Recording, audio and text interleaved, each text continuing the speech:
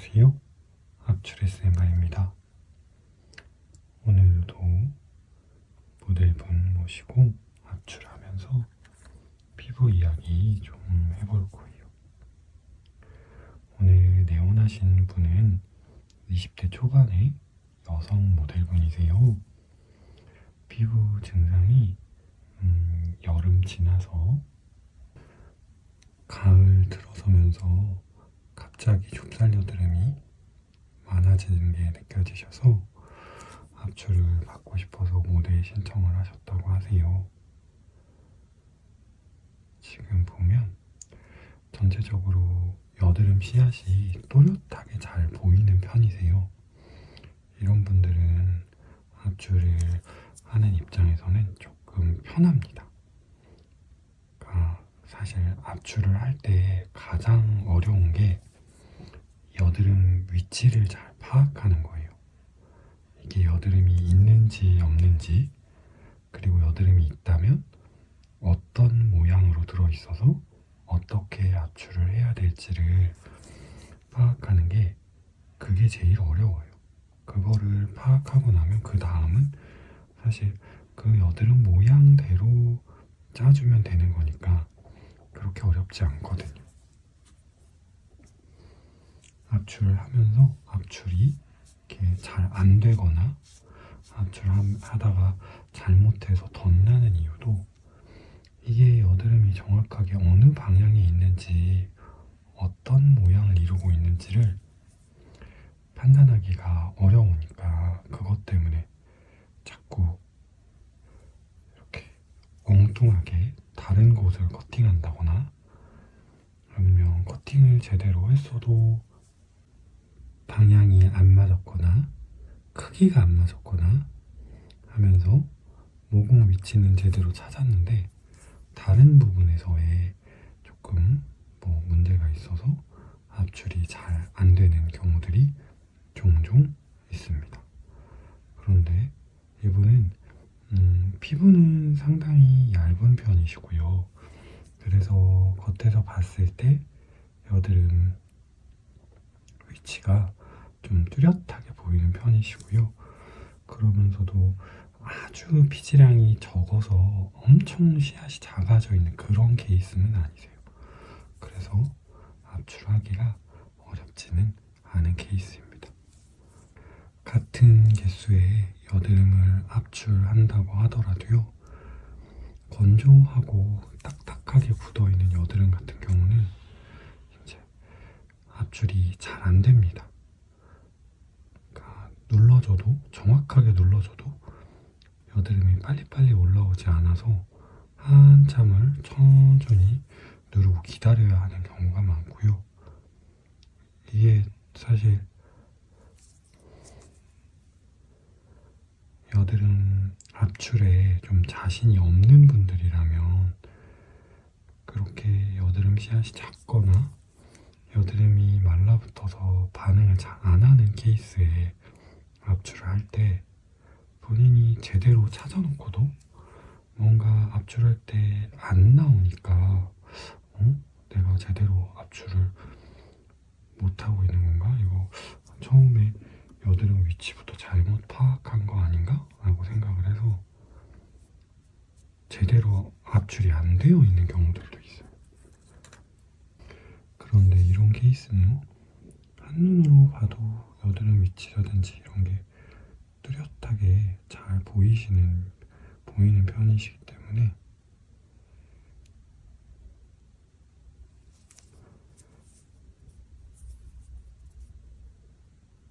여드름 압출하기가 조금 쉬워집니다. 오늘은 그래서 생각보다 압출 시간이 오래 걸리지는 않으실 거예요.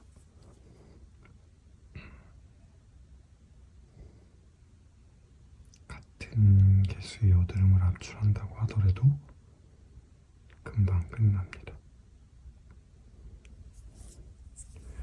자, 이제 이분 피부 이야기 좀 해볼게요.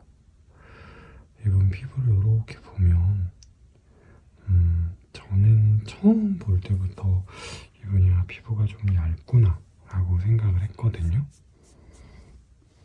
영상 보시는데도 그런 게 느껴지시나요? 이번 피부는 상당히 얇은 편이시고요. 그리고 피지감도 아주 심하지는 않습니다. 세안 후에 아무것도 안 바르면 상당히 당긴다고도 하세요. 그래서 아마 지금도 저희가 압출하느라고 아무것도 안 발라놓은 상태라서 좀 당기는 느낌을 받으실 수는 있습니다.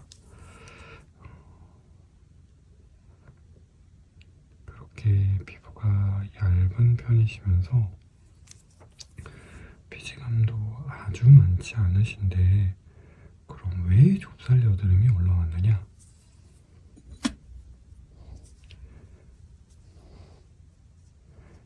이분 말씀으로는 여름철에 한참 더울 때는 오히려 증상이 괜찮았대요.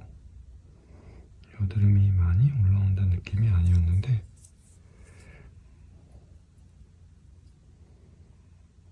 염증 한두 개 있고 그 정도였던 것 같은데 근데 겨울 되면서 그러니까 가을이죠. 날씨 시원해지고 찬바람 불면서 증상이 갑자기 확 안 좋아지더라고요. 하시거든요. 가을철 찬바람이 불기 시작하면 확실히 커진 일교차와 함께 피부가 건조해지기 시작하는데요. 그런 건조해지는 상황에서 좁쌀 여드름이 생기는 반응이 생긴 것 같습니다.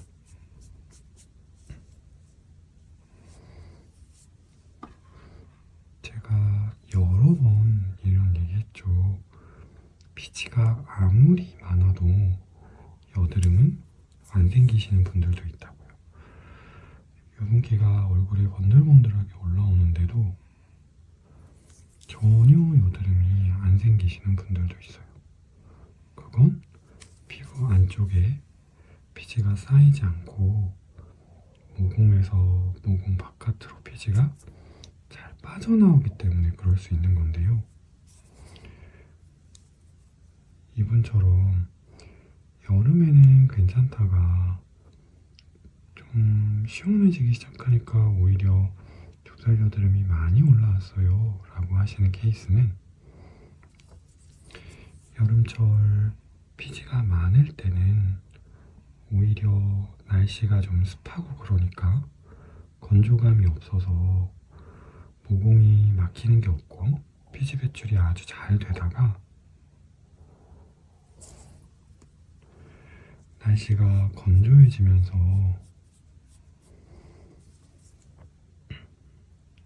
생기는 각질들이 쉽게 모공을 막게 되면서 오히려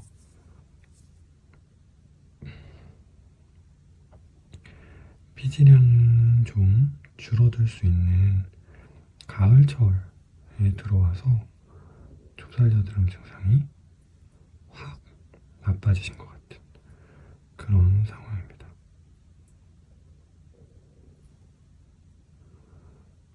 그래서 이런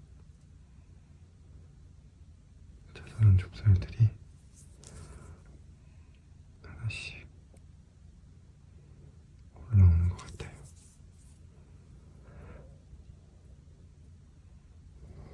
건조감에 의해서 좁쌀 여드름이 유발된 경우에는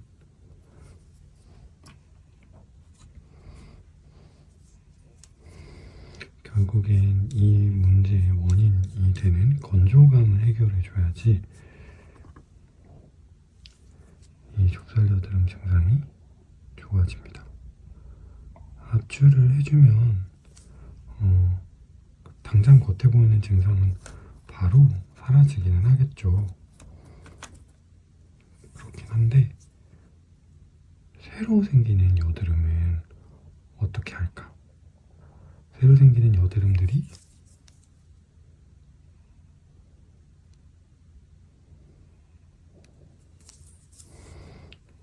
금방 좋아져야 하는데 새로 생기는 여드름들이 없어야 하는데 지속적으로 작은 면포들이 꾸준히 올라오면 증상이 금방 좋아지지 못하고 계속 반복되는 거죠. 압출해서 정리해 놓으면 시간 지나면 또 올라오고, 또 정리해 놓으면 시간 지나면 또 올라오고.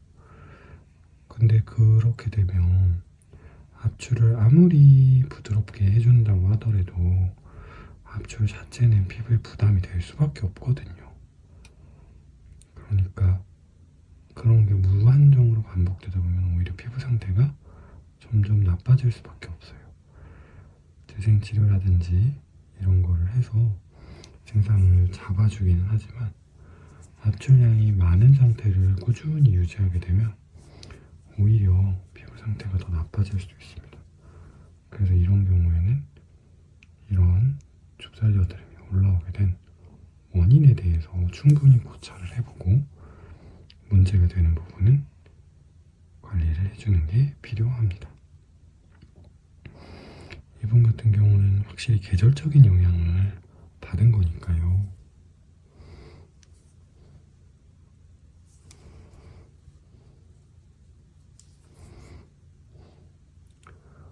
건조해진 계절을 내 맘대로 바꿀 수는 없잖아요. 그러니까 그런 건조해진 계절에도 피부가 건조감이 심해지지 않도록 하는 관리를 하는 수밖에 없습니다.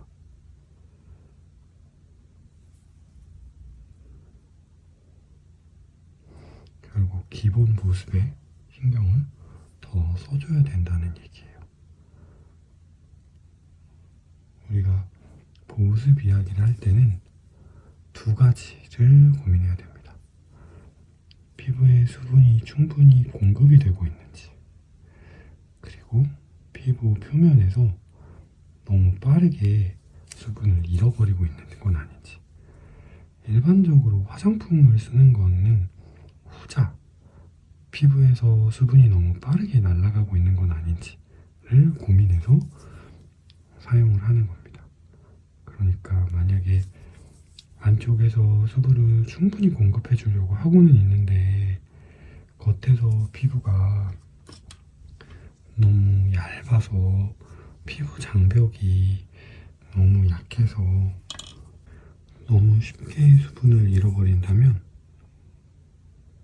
그때는 약해져 있는 피부 장벽을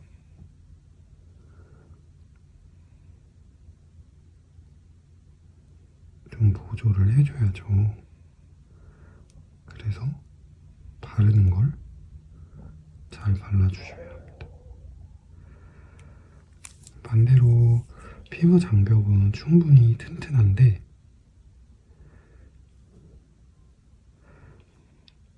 수분 공급이나 이런 게 안 좋은 상황이라면 속피부에서의 수분이 부족해지는 게 문제라면 수분이 잘 공급이 될 수 있도록 물도 잘 마셔주시고 그렇게 공급된 수분이 또 금방금방 다른 곳으로 빼앗기지 않도록 비타민, 미네랄, 피부와 관련된 콜라겐 영양소 같은 것들 이런 것들도 잘 복용해 주시는 게 섭취해 주시는 게 필요합니다. 지금 이분 같은 경우는요 저는 이렇게 만져볼 때 속 피부가 건조하구나 하는 느낌은 잘 못 받아봤어요. 속 피부가 건조해서 피부가 뒤집어지고 있구나 이런 느낌은 잘 안 보입니다.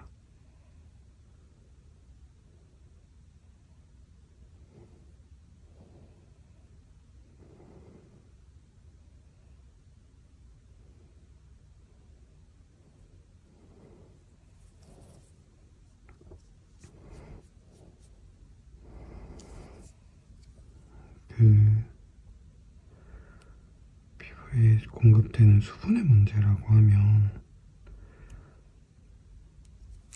모공이 각화되는 모공각화증 현상 같은 것들이 좀 보이고 그러거든요. 근데 현재 보이는 증상에서는 그런 느낌은 전혀 없습니다.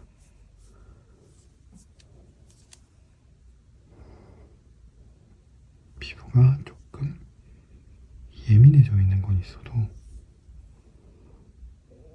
건조감에 의해 막 뒤집어 그 수분 공급이 부족해서 막 뒤집어지는 느낌은 없어요. 다만 아까 말씀드린 것처럼 피부가 많이 얇다고 말씀드렸잖아요. 기본적인 피부의 두께가 많이 얇으신 편이라서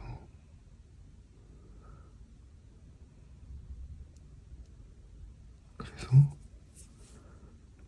외부적인 환경의 영향을 쉽게 받을 수 있을 것 같습니다. 외부 환경이 건조해지면 쉽게 건조감이 올라오고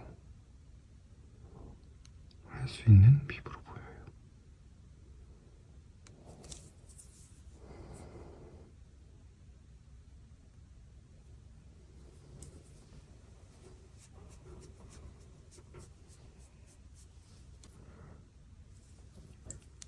그래서 이분의 경우에는 오히려 1차적으로는 겉 피부가 너무 당기고 건조하다는 느낌을 받지 않으시도록 외용제 바르는 거 사용하시는 거를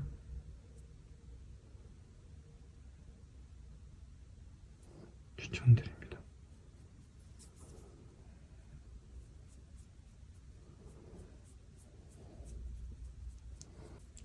보통 좁쌀류들은 올라오면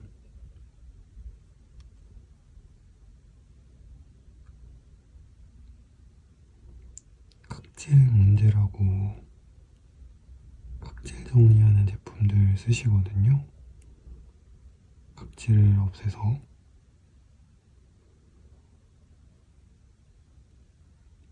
피지가 잘 빠져나오게 해줘야지 좋아질 수 있다고. 요런 케이스에서도 그렇게 각질 정리하면 잠깐은 좋아지실 거예요. 안에 쌓여있는 피지들이 빠져나오긴 하니까요. 근데 문제는 각질 정리하고 난 다음에 이렇게 얇은 피부들은 오히려 피부가 더 얇아지면서 예민해져 버릴 수 있습니다. 그렇게 되면 예민해진 부분에는 국소적으로 피지 분비량이 더 늘어날 수 있거든요. 거기에 피부가 얇아서 건조감이 생겼던 상황에 필링으로 인해서 피부가 더 얇아지면서 장기적으로는 건조감이 더 올라옵니다. 바로 눈앞에 있는 피지는 제거를 할 수 있지만 그 좁쌀여드름이 올라오게 했던 원인이 되는 건조감 같은 경우는 더 심해지고 추가적인 예민감으로 인한 피지 분비량의 증가와 예민감으로 인해서 염증성 여드름의 악화가 발생할 수 있습니다.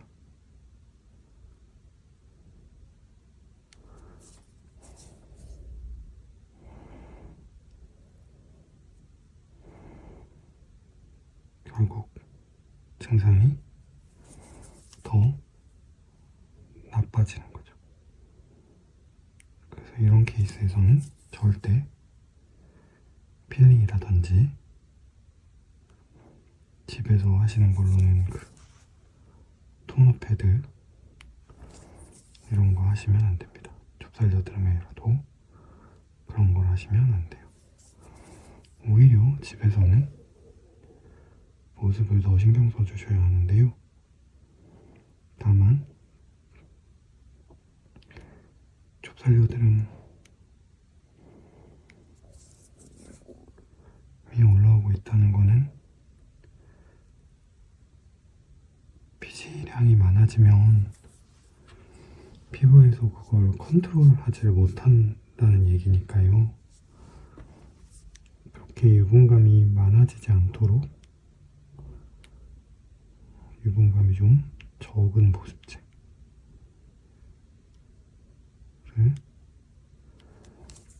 자주 덧발라서 보습을 해주시는 걸 추천드립니다. 한때는 이런 경우 이제 실리콘 계열 보습제들을 많이 사용했고요.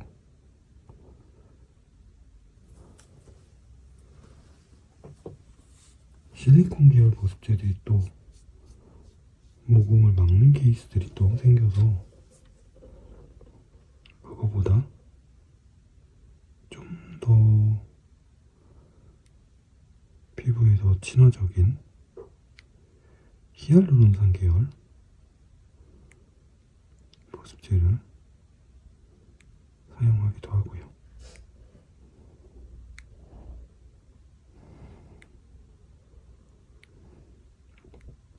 저는 오히려 유분감이 강한 것들은 좁쌀 여드름을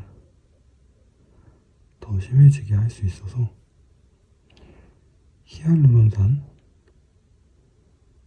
토너의 사용을 추천드리는 편입니다.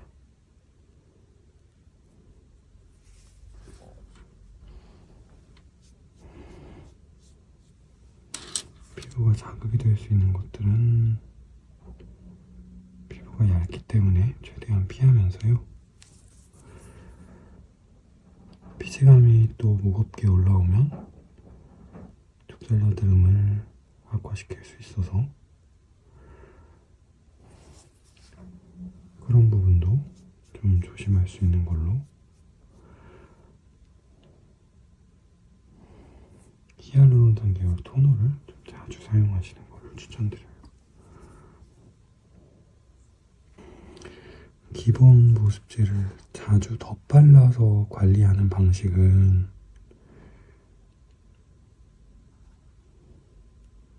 메이크업을 꾸준히 하시는 분들은 좀 따라하기 힘드시죠.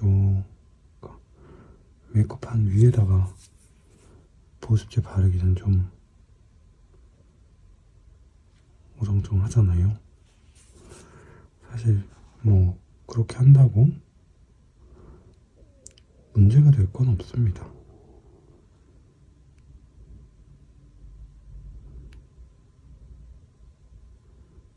그냥 보습제를 위에 덧발라주는 과정에서 색조 화장이 좀 뭉개질 수 있다는 것과 나의 기분이 좀 찜찜하다는 거지. 이론적으로는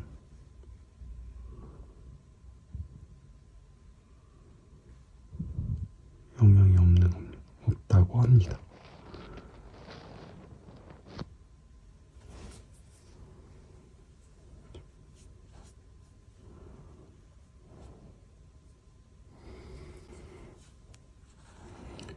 그래서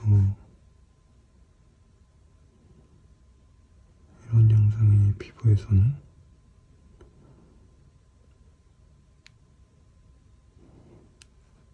집에서 관리하실 때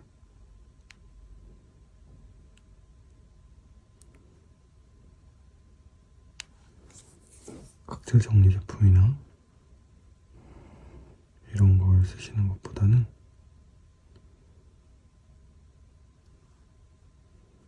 기본적인 보습제를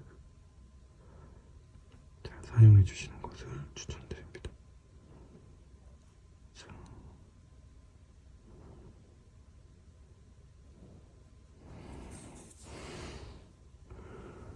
지금 이제 더 끝쪽으로 오고 있는데요.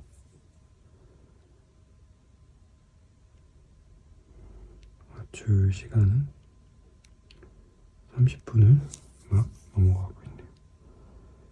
요즘 합출 영상들이 좀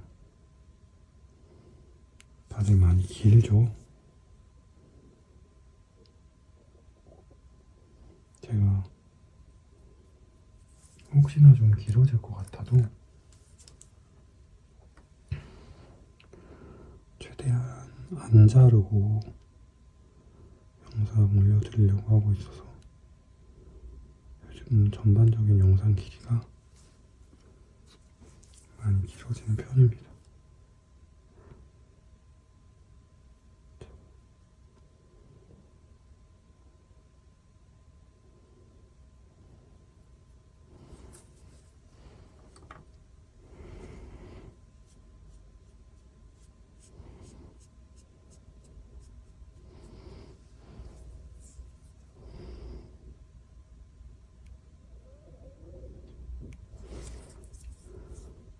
아래쪽까지 조금 자잘한 면포들이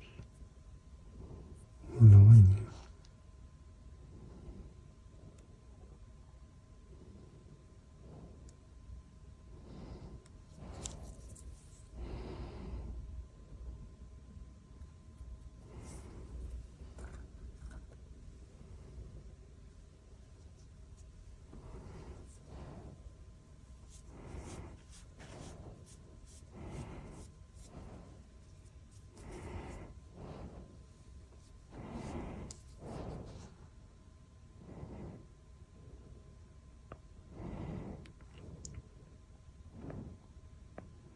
쪽으로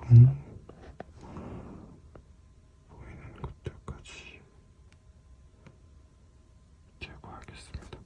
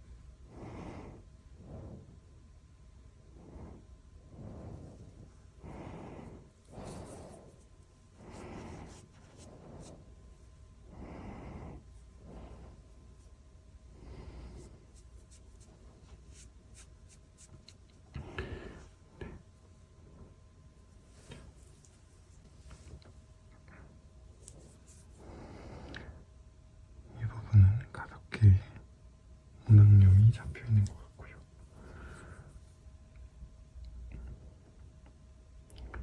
오른쪽 앞줄은 여기까지 하면 될 것 같습니다. 다음 영상은 왼쪽 앞줄 보여드릴게요. 감사합니다.